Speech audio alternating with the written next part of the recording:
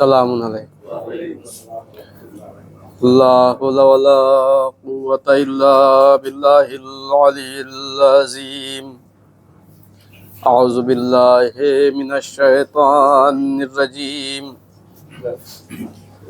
بسم اللہ الرحمن الرحیم الحمد للہ الذی ہدانا لہذا وما كنا لنهتدي لولا أن هدانا الله لقد جاءت رسل ربنا بالحق الصلاة والسلام على أشرف الأنبياء والمرسلين خاتم النبيين بالقاسم محمد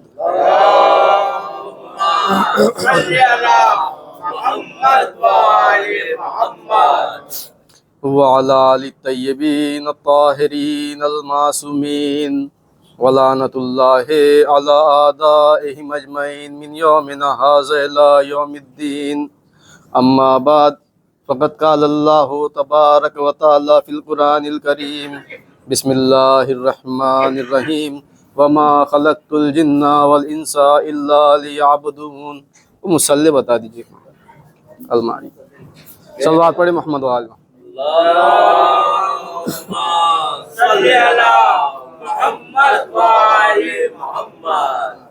عزیزان گرامی و بزرگان قدر، جیسا کہ آپ حضرات جانتے ہیں، آج ایک عظیم تاریخ ہے، بڑی ہی باعظمت تاریخ ہے، 3 شعبان المعظم، اور یہ مہینہ بھی بڑا باعظمت مہینہ ہے، فضیلت والا مہینہ ہے۔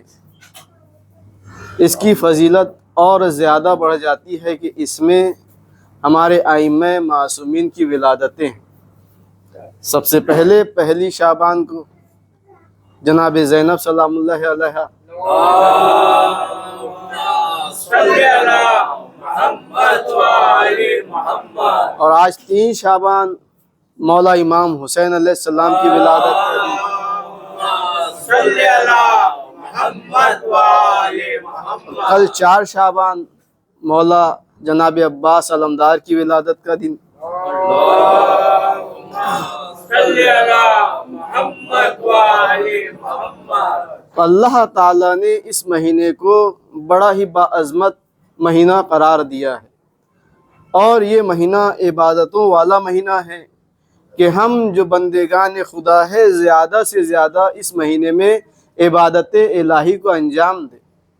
روایتوں میں ملتا ہے ماہ شعبان انتہائی محترم مہینہ ہے، جو منسوب ہے حضرت سید الانبیاء حضرت محمد مصطفیٰ صلی اللہ علیہ وسلم سے، صل على محمد وآل محمد۔ کہ پیغمبر اکرم نے اس مہینے کو اپنا مہینہ قرار دیا ہے۔ آپ اس مہینے میں مسلسل روزہ رکھتے تھے اور اسے ماہ رمضان کے روزوں سے ملا دیا کرتے تھے، اور فرماتے تھے کہ یہ میرا مہینہ ہے، جو شخص بھی اس مہینے میں ایک دن بھی روزہ رکھے گا بہشت اس کے لیے لازم ہو جائے گی۔ یہ اس مہینے کی فضیلت ہے، یہ اس مہینے کی برکت ہے کہ ایک مستحبی روزہ اگر اس مہینے میں کوئی رکھ لے تو پیغمبر اکرم اس کی ذمہ داری لے رہے ہیں کہ اس پر بہشت لازم ہو جاتی ہے، وہ جہنم سے نجات یافتہ ہو جاتا ہے۔ امام صادق علیہ السلام سے روایت ہے اللهم صل على محمد وآل محمد۔ کہ جب ماہ شعبان آتا تھا تو امام زین العابدین علیہ السلام اللهم صل على محمد وآل محمد۔ اپنے اصحاب کو جمع کر کے فرماتے تھے یہ کون سا مہینہ ہے؟ لوگ عرض کرتے تھے ماہ شعبان، تو فرماتے کہ یہ ماہ شعبان ہے، اس کو رسول اکرم نے اپنا قرار دیا ہے، لہٰذا محبت پیغمبر اور تقرب الہی کے لیے اس مہینے میں روزے رکھو۔ یہ محبت پیغمبر کا بھی ذریعہ ہے کہ اگر ہم چاہتے ہیں کہ ہم سے پیغمبر محبت کریں تو ہمیں چاہیے کہ اس مہینے کے مستحب روزے بھی رکھیں، تاکہ ہم ثابت کر سکے کہ ہم محب رسول ہے۔ تقرب الہی کے لیے اگر ہم اللہ کا تقرب حاصل کرنا چاہتے ہیں تو اس مہینے میں روزہ رکھو۔ قسم ہے اس خدا کی جس کے قبضے میں علی بن الحسین کی جان ہے کہ میں نے اپنے پدر بزرگوار امام حسین سے سنا ہے اور انہوں نے فرمایا کہ میں نے امیر المومنین سے سنا ہے کہ جو شخص بھی محبت پیغمبر اور تقرب الہی کے لیے ماہ شعبان میں روزہ رکھے گا خدا اسے اپنا محبوب اور مقرب بنائے گا۔ تو یہ فضیلت ہے ماہ شعبان میں روزہ رکھنے کی۔ صلوات پڑھیں محمد وآل اللہم صلی علی محمد وآل محمد۔ شیخ طوسی نے بیان کیا ہے کہ مجھ سے امام صادق علیہ السلام فرمایا کہ اپنے اطراف کے لوگوں کو روزہ شعبان پر آمادہ کرو، یعنی اپنے اطراف کے لوگوں کو شعبان کا روزہ رکھنے کے لیے آمادہ کرو۔ یہ تو اطراف کے لوگوں کے لیے ہے کہ اپنے اطراف کے لوگوں کو شعبان کے مہینے کا روزہ رکھنے کے لیے آمادہ کرو، تو اس سے بڑھ کر ہمیں چاہیے کہ ہم اپنے گھر والوں کے لیے بھی اہتمام کریں کہ وہ ماہ شعبان کے روزے رکھیں تاکہ یہ تقرب پیغمبر، محبت پیغمبر اور تقرب الہی ہمیں حاصل ہو سکے۔ صلوات پڑھیں محمد وآل صلی علی محمد وآل محمد۔ راوی ارشاد فرماتا ہے میں نے عرض کی مولا کیا اس روزے میں کوئی فضیلت ہے؟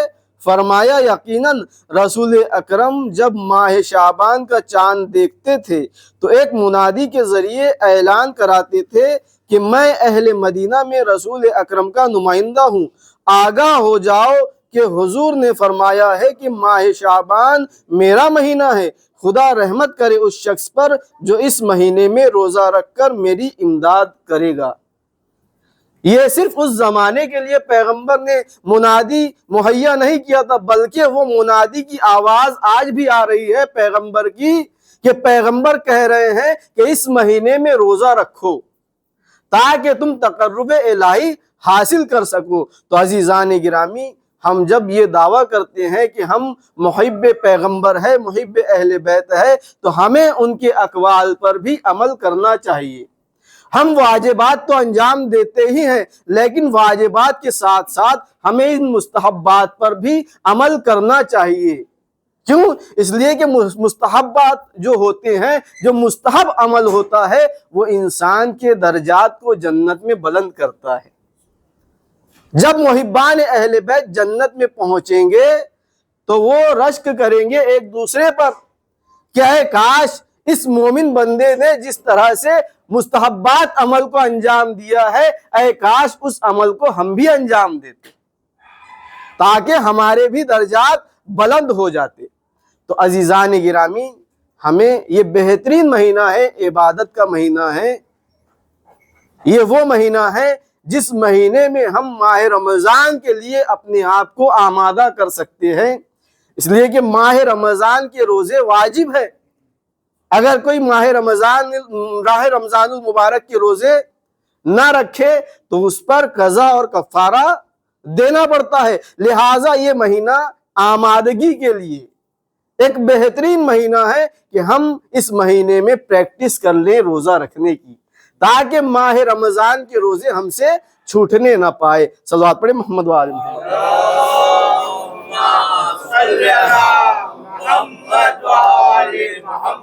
عزیزان گرامی، یہ مہینہ بابرکت مہینہ، اس مہینے کی فضیلت اور زیادہ بڑھ جاتی ہے کہ اس مہینے میں ہمارے ائمہ معصومین کی ولادتیں ہیں۔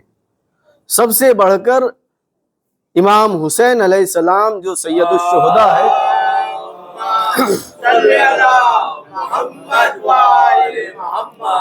ان کی زندگی کا ہر عمل ہمارے لیے ہدایت ہے، یہ ہدایت کے لیے بھیجے گئے ہیں۔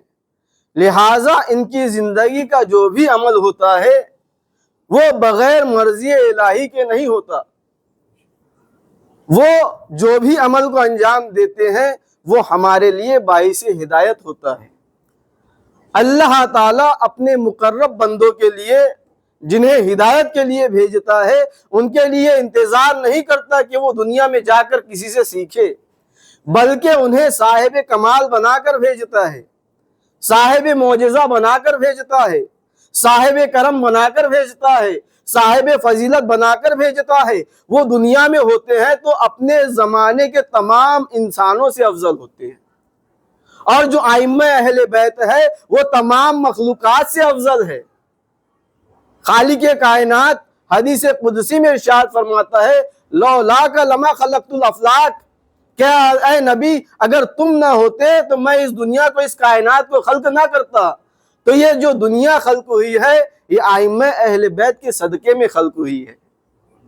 آج جس معصوم کی ولادت ہے اس معصوم کا کرم دیکھیے، امام حسین علیہ السلام کا معجزہ دیکھیے کہ خالق کائنات نے جب انہیں پہلے دن دنیا میں بھیجا ہے تو وہیں سے ان کی کرم، ان کا معجزہ لوگوں کے سامنے ظاہر ہو گیا۔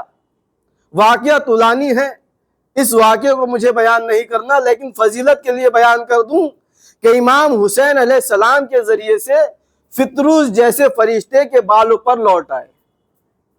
فطروس جیسے فرشتے کا عتاب ختم ہو گیا، سزا ختم ہو گئی، تو خالق کائنات نے بتا دیا کہ ہم جسے بھیجتے ہیں اس کے لیے انتظار نہیں کرتے کہ وہ دنیا میں جا کر کوئی کمال حاصل کرے، بلکہ اسے صاحب کمال بنا کر بھیجتے ہیں، اور صرف دنیا والوں کے لیے نہیں بلکہ جو آسمانوں پر رہتے ہیں ان کے لیے بھی صاحب کمال ہوتے ہیں۔ صلوات پڑھیں محمد والے۔ صلی اللہ محمد وآل محمد۔ عزیزان گرامی، امام حسین علیہ السلام کے کرم کو دیکھیے، یہ کریمہ اہل بیت ہیں، ان کے خاندان کا ہر فرد کریم ہے۔ آئیے ہم دیکھتے ہیں کہ کس طرح سے لوگوں پر انہوں نے کرم کیا ہے۔ ایک اعرابی، ایک دیہاتی امام حسین علیہ السلام کے پاس آتا ہے، سوال کرتا ہے اے فرزند رسول، میں آپ سے کچھ مانگنے آیا ہوں، میں آپ سے مانگنا چاہتا ہوں، لیکن آپ مانگنے سے پہلے مجھ سے یہ سوال کیجئے کہ دنیا میں اتنے سخی موجود ہے، دنیا میں اتنے دینے والے موجود ہیں، سب کو چھوڑ کر میں آپ کے ہی پاس کیوں آیا ہوں؟ اگر آپ سوال نہیں کرتے تو پھر بھی میں بیان کر دیتا ہوں کہ میں آپ کے ہی پاس کیوں آیا ہوں۔ تو امام حسین علیہ السلام نے سوال کیا کہ بتاؤ، جب دنیا میں اتنے سخی موجود ہے تو تم سب کو چھوڑ کر میرے پاس کیوں آئے؟ تو وہ سائل، وہ اعرابی جواب دیتا ہے اے فرزند رسول، میں نے آپ کے جد سے ایک حدیث سنی ہے جس میں آپ کے جد پیغمبر اکرم ارشاد فرماتے ہیں جب کبھی کوئی چیز کی ضرورت پڑ جائے، کسی کے سامنے ہاتھ پھیلانے کی ضرورت پڑ جائے تو دیکھو، جب یہ 4 چیزیں سامنے والے میں دیکھنا تبھی اس سے مانگنا۔ تو دیکھیے پیغمبر کی حدیث ہے، نصیحت ہے لوگوں کے لیے کہ پیغمبر بتا رہے ہیں کہ اگر کبھی ضرورت پڑ جائے مانگنے کی تو کن افراد سے مانگا جائے تاکہ تم اس کے سامنے ذلیل نہ ہو سکو۔ اب یہ پیغمبر کی حدیث بیان کرتا ہے، امام نے فرمایا کہ میرے جد نے کیا بیان کیا ہے؟ وہ شخص کہتا ہے کہ مولا آپ کے جد نے بیان کیا ہے جب بھی کسی سے مانگنا تو پہلے یہ دیکھنا کہ وہ شریف ہو اور عرب ہو، عرب بھی ہو اور شریف بھی ہو۔ تو یہ عرب کے بعد شرافت کا لفظ لگا کر یہ سائل بتا رہا ہے کہ ہر عرب شریف نہیں ہوتا۔ جو مسند خلافت پر آ جائے ضروری نہیں کہ وہ شریف ہی ہو، جو عرب ہو وہ شریف ہی ہو۔ تو یہ سائل کا جملہ بتا رہا ہے کہ ہر عرب شریف نہیں ہوتا، کہ اگر کسی سے مانگنا ہو تو پہلے یہ دیکھنا کہ وہ عرب بھی ہو اور شریف بھی ہو۔ پھر دوسری علامت بتاتا ہے کہ آپ کے جد نے بیان کیا ہے کہ اگر مانگنا ہو تو دوسری صفت یہ دیکھنا کہ وہ حاکم بھی ہو اور کریم بھی ہو، اس میں کرامت بھی پائی جاتی ہو، کرم بھی پایا جاتا ہو اور حاکم بھی ہو۔ اب تیسری چیز بیان کرتا ہے، تیسری علامت، تیسری چیز جو پیغمبر نے بیان کی ہے کہ جس شخص سے مانگا جائے اس کی صفت کیا ہونی چاہیے، تو وہ شخص بیان کرتا ہے کہ وہ حامل قرآن ہو، قرآن کا رکھنے والا ہو، قرآن کا جاننے والا ہو۔ اور چوتھی صفت بیان کی ہے، اگر حامل قرآن نہ ہو، شریف عرب نہ ہو، کریم حاکم نہ ہو، تو وہ حسین و جمیل ہو، میرے مشابہ ہو۔ تو وہ شخص کہتا ہے کہ مولا یہ چاروں صفتیں میں نے آپ میں دیکھی کہ آپ شریف عرب بھی ہے، آپ کا خاندان رسالت میں سے ہے، آپ سے بڑھ کر شریف اس دنیا میں کوئی ہو ہی نہیں سکتا، لہٰذا میں آپ کے پاس آیا ہوں۔ کریم حاکم، آپ سے بڑھ کر کرم کرنے والا کوئی ہو ہی نہیں سکتا، اس لیے کہ آپ رسول اللہ کے نواسے ہیں، آپ سے زیادہ کرم کون کر سکتا ہے۔ اور حامل قرآن کہ آپ کے گھر میں ہی قرآن نازل ہوا ہے، آپ کے نانا پر قرآن نازل ہوا ہے، لہٰذا آپ حامل قرآن بھی ہے۔ اور پیغمبر ارشاد فرما کے گئے ہیں، اگر میری زیارت کرنی ہو تو حسن اور حسین کی زیارت کر لو، وہ میرے مشابہ ہیں۔ تو آپ رسول اللہ کے مشابہ بھی ہے، آپ حسین و جمیل بھی ہے، لہٰذا میں نے جب یہ چاروں صفتوں کو ملاحظہ کیا تو یہ چاروں صفتیں مجھے آپ میں نظر آئی، لہٰذا میں آپ کے پاس آ گیا۔ صلوات پڑھیں محمد۔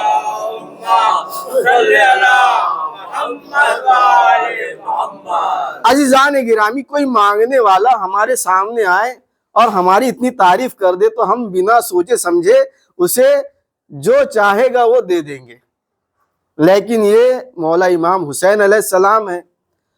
اب اس نے وہ حدیث تو بیان کر دی، اب مولا کو کیا چاہیے تھا کہ اسے فوراً دے دیتے۔ نانا کی حدیث سنا رہا ہے، نانا کے قول کو بیان کر رہا ہے، تو امام فرماتے ہیں بالکل تو نے صحیح کہا کہ میرے جد نے ایسا ہی فرمایا ہے۔ جہاں دینے والے کی صفت کو بیان کیا ہے کہ دینے والا کیسا ہونا چاہیے، وہاں یہ بھی بیان کیا ہے کہ جب کوئی مانگنے آئے تو اسے کس طرح سے عطا کیا جائے۔ جب کوئی مانگنے آئے تو مانگنے والے کو کس اعتبار سے عطا کیا جائے۔ میرے جد نے فرمایا ہے کہ جب کوئی مانگنے آئے تو اسے اس کی معرفت کے اعتبار سے دینا، جتنی اس کی معرفت ہو اتنا ہی اسے دے دینا۔ مثلا امام حسین علیہ السلام کے پاس اس دور میں مثلا 300 درہم تھے، تو امام نے فرمایا اب میں جو تجھے عطا کروں گا میرے جد کے قول کے مطابق، تیری معرفت کے مطابق عطا کروں گا کہ تیری کتنی معرفت ہے۔ اب وہ شخص کہتا ہے ٹھیک ہے اے فرزند رسول، آپ مجھ سے سوال کیجئے۔ اب امام حسین علیہ السلام نے کہا کہ اگر تو نے ایک سوال کا صحیح جواب دیا تو تجھے 1/3 حصہ مل جائے گا، 2 سوال کا صحیح جواب دیا تو 2/3 حصہ مل جائے گا، اور تینوں سوالوں کا جواب دے دیا تو تجھے میں پورا مال دے دوں گا۔ کہا کہ ٹھیک ہے مولا، آپ سوال کیجئے۔ اسے اتنا یقین کیوں ہے کہ مولا جو سوال کریں گے میں جو اس کا جواب دوں گا، مولا اس جواب کا صحیح اقرار کریں گے۔ کیوں؟ اس لیے کہ درمیان میں پیغمبر کی حدیث ہے، جو حدیث مولا امام حسین علیہ السلام کو معلوم ہے وہی اس شخص نے بھی سن رکھی ہے، لہٰذا اطمینان ہے کہ یہاں کوئی غلط نہیں کر سکتا۔ مثلا میں کسی سے سوال کروں کہ میرے 3 سوال ہیں، اگر تم نے تینوں سوالوں کا صحیح جواب دیا تو میں تجھے یہ مال دے دوں گا۔ اب مجھے وہ مال نہ دینا ہو تو وہ مجھے جواب دیتا رہے، میں کہوں گا کہ یہ جواب غلط ہے، مجھے مال نہیں دینا، اگرچہ اس کا جواب صحیح ہو لیکن مجھے مال نہیں دینا ہے تو میں صحیح جواب کو بھی غلط کہہ دوں گا۔ لیکن اسے امام حسین علیہ السلام کی عصمت پر یقین ہے، درمیان میں پیغمبر کی حدیث ہے، لہٰذا وہ کہتا ہے کہ مولا آپ سوال کیجئے کہ آپ کی کیا سوال ہے۔ امام حسین سوال کرتے ہیں کہ یہ بتا دنیا میں سب سے بہترین عمل کیا ہے؟ تو وہ شخص جواب دیتا ہے مولا دنیا میں سب سے بہترین عمل اللہ پر ایمان ہے. یہ اللہ پر ایمان دنیا کا سب سے بہترین عمل ہے. اس سے بڑھ کر کوئی عمل ہو ہی نہیں سکتا. اگر انسان کا عمل انسان کا یقین اللہ پر ہو جائے تو وہ ہر گناہ سے بچ سکتا ہے. سب سے بہترین عمل اللہ پر ایمان لا لینا یقین کے ساتھ. اگر کوئی اللہ پر یقین کے ساتھ ایمان لا لیتا ہے تو اس کی ہر بات پر عمل کرنا شروع کر دیتا ہے. اب امام حسین علیہ السلام دوسرا سوال کرتے ہیں. صلوات پڑھیں محمد وآل محمد. صلی اللہ محمد وآل محمد. صلوات پڑھیں محمد وآل صلی اللہ محمد وآل محمد. نجات سے ہلاکت سے نجات کا ذریعہ کیا ہے؟ دوسرا سوال کرتے ہیں امام حسین علیہ السلام کہ یہ بتاؤ کہ اگر انسان ہلاکت سے بچنا چاہے تو کس طرح سے بچ سکتا ہے؟ تو وہ جواب دیتا ہے الثقۃ باللہ. اگر ہم ہلاکت سے بچنا چاہتے ہیں تو ہمیں اللہ کی ذات پر بھروسہ کرنا ہوگا. اگر ہم اللہ کی ذات پر بھروسہ کر لیں تو ہم ہر قسم کی ہلاکت سے بچ سکتے ہیں. دنیا میں بھی ہلاکت سے بچیں گے اور آخرت میں بھی ہلاکت سے بچیں گے. تیسرا سوال کرتے ہیں امام حسین علیہ السلام کہ انسان کی زندگی کے لیے زینت کیا ہے؟ وہ کون سی چیز ہے جو انسان کی زندگی کے لیے زینت ہے؟ زینت یعنی انسان کی فضیلت کو جو بڑھا دے، انسان کو جو نیک بنا دے، انسان کو جو افضلیت تک پہنچا دے، وہ کون سی چیز ہے؟ تو وہ شخص کہتا ہے مولا وہ چیز ہے العلم مع الحلم، کہ انسان کے پاس علم ہو لیکن صرف علم نہ ہو بلکہ وہ علم حلم کے ساتھ ہو. اس لیے کہ علم تو شیطان کے پاس بھی موجود تھا. علم رہنے کے بعد وہ ابلیس شیطان بنا، بندگان خدا کو بہکانے والا بنا، لوگوں کو راہ راست سے گمراہ کرنے والا بنا. تو معلوم ہوا ہر عالم ہدایت پہنچانے والا نہیں ہوتا. بعض علماء انسانوں کو راہ راست سے گمراہ کرنے والے بھی موجود ہیں. آج بھی ایسے علماء موجود ہیں جو بندگان خدا کو راہ ہدایت سے گمراہ کرتے رہتے ہیں، اہل بیت کی راستے سے ہٹاتے رہتے ہیں. تو علم ہونا چاہیے حلم کے ساتھ. حلم کسے کہتے ہیں؟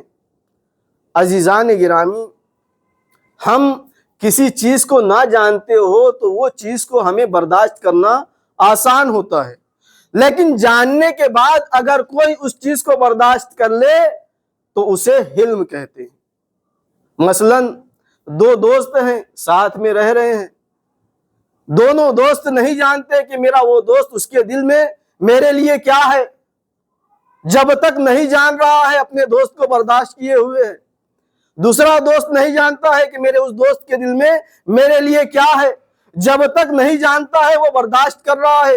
اگر معلوم ہوا کہ میرے دوست کے دل میں میرے بارے میں برائی ہے، کہیں سے بھی اسے پتہ چل جائے، تو اب وہ اپنے اس دوست کو برداشت نہیں کر سکتا کہ اس کی برائی میرے سامنے آ گئی. مجھے معلوم ہو گیا کہ میرا دوست کیسا ہے، لیکن جب تک نہیں معلوم تھا تب تک برداشت کرنا آسان تھا. لیکن وہ خالق کائنات ہے، اسی لیے اللہ تعالیٰ کو حلیم کہا جاتا ہے. کس لیے؟ کہ وہ اپنے تمام بندوں کے گناہوں کو جانتا ہے، تمام بندوں کی نیتوں کو جانتا ہے. کون کب کیا کر رہا ہے وہ دیکھ رہا ہے، ہر چیز کی نیتوں سے واقف ہے، ہر لوگوں کے عمل سے واقف ہے. لیکن اللہ تعالیٰ کا حلم یہ ہے کہ جب تک وہ گناہ کے کام کو انجام نہیں دے دیتا تب تک اس کا گناہ نہیں لکھا جاتا. لیکن نیکی کے بارے میں یہ ملتا ہے، اگر نیکی کی نیت بھی کر لے تو وہ نیکی اس کے نامہ اعمال میں لکھ دی جاتی ہے، اگرچہ اسے انجام نہ بھی دیا ہو. دنیا میں وہ کتنا بھی گناہ کر لے دنیا میں کوئی سزا نہیں، لیکن اس کی سزا آخرت میں۔ اللہ تعالیٰ اتنا حلیم ہے، اسی لیے اسے ستار العیوب بھی کہا گیا ہے کہ اللہ تعالیٰ جانتا ہے کہ کون سا بندہ کب کہاں کس گناہ کو انجام دے رہا ہے۔ وہ قادر مطلق ہے، وہ چاہتا تو ہر ایک کی پیشانی پر لکھ دیتا کہ آج اس بندے نے فلاں گناہ کیا، آج اس بندے نے فلاں گناہ کیا۔ تو مومنین بندگان خدا جب گھر سے باہر نکلتے تو شرمندہ ہوتے۔ وہ ہے ستار العیوب، اس نے اپنے بندوں کے گناہوں کو چھپا کے رکھا ہے، وہ حلیم ہے، اپنے بندوں کو برداشت کیے ہوئے ہے۔ تو یہ علم ہے جو انسان کے لیے زینت کا سبب ہو سکتا ہے، کب؟ جب علم کے ساتھ اس عالم میں حلم بھی ہو، بردباری بھی ہو، تو یہ انسان کے لیے زینت کا سبب ہے۔ اب یہ 3 سوالات ہو گئے، امام حسین علیہ السلام نے کہا تھا 3 سوال، تینوں کا جواب دے دیا۔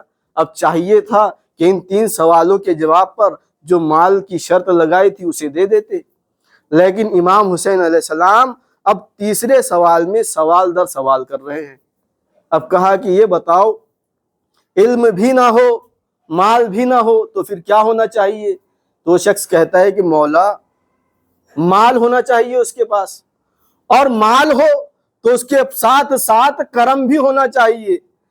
یعنی مال کی فضیلت یہ ہے کہ جس کے پاس مال ہو اس کے پاس کرم بھی ہونا چاہیے، تاکہ وہ بخیل نہ رہے، مال کو راہ خدا میں بندگان خدا کی مدد کرنے کے لیے خرچہ کرتا رہے۔ اب امام فرماتے ہیں مال بھی نہ ہو اور کریم بھی نہ ہو تو پھر کیا ہونا چاہیے؟ وہ سوچتا ہے، حدیث رسول یاد ہے، کہتا ہے کہ مولا جب مال بھی نہ ہو اور وہ شخص کریم بھی نہ ہو تو پھر یہ آخری حالت بچ جاتی ہے، مال نہیں ہوگا تو وہ فقیر ہوگا، اور اگر فقیر ہو تو اپنی فقیر کا اعلان پوری دنیا میں کرتے ہوئے نہ پھرتا رہے۔ اگر فقیر ہو، اللہ تعالیٰ نے اسے فقیر رکھا ہے تو اس فقر کے ساتھ اس کے پاس صبر بھی ہو۔ تو جب انسان حالت فقیری میں ہو تو اس فقیری کے ساتھ اسے صابر بھی ہونا چاہیے، تاکہ دنیا میں اس کی بے عزتی نہ ہو۔ اب امام فرماتے ہیں کہ اگر فقیر بھی نہ ہو اور صابر بھی نہ ہو، اب وہ بندہ خدا سوچ رہا ہے پیغمبر سے تو بس یہیں تک سنا تھا، اس کے بعد کا تو مجھے بھی نہیں معلوم۔ کہتا ہے کہ مولا اگر اس کے پاس علم بھی نہ ہو، حلم بھی نہ ہو، مال بھی نہ ہو، کرم بھی نہ ہو، فقیر بھی نہ ہو، صابر بھی نہ ہو، تو آسمان سے ایک بجلی گرے اور وہ وہیں مر جائے۔ صلوات پڑھیں محمد و آل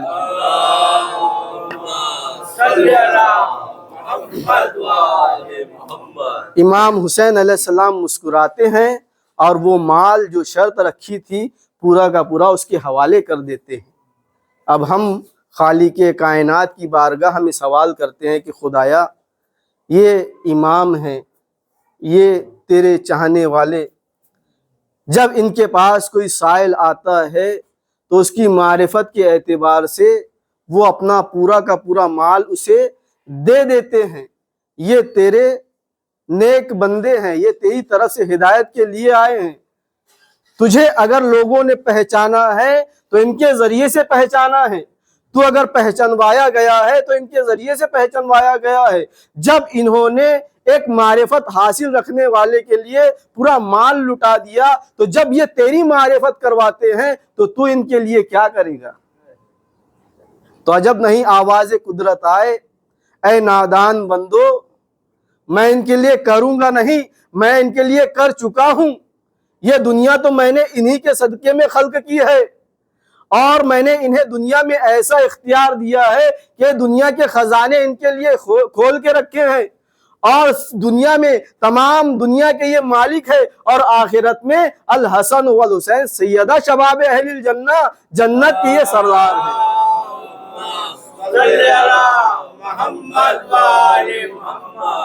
تو خالق کائنات نے انہیں اتنا افضل بنایا ہے۔ آج ان کی ولادت کا دن ہے۔ آپ تمام حضرات کو اور امام معصوم کی خدمت میں امام حسین علیہ السلام کی ولادت کی مبارکباد پیش کرتے ہیں۔ وصلی علی محمد وآل الطیبین الطاہرین المعصومین۔ خدا بحق محمد وآل محمد جہاں جہاں مومن